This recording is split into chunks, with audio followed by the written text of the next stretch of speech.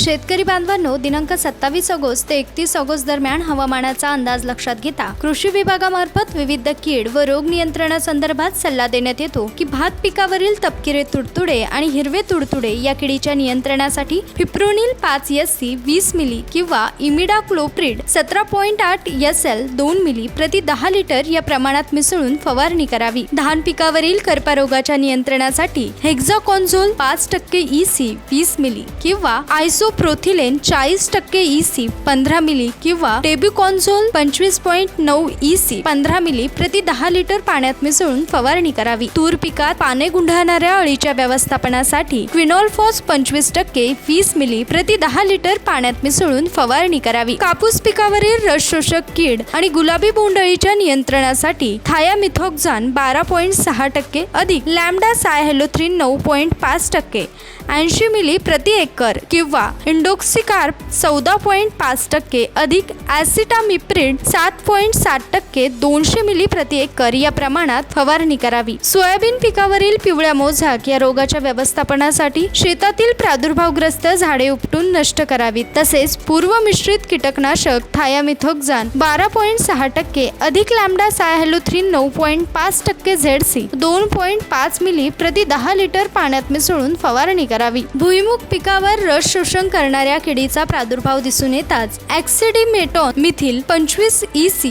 15 milli प्रति 15 litre पाण्यात मिसळून फवारणी करावी।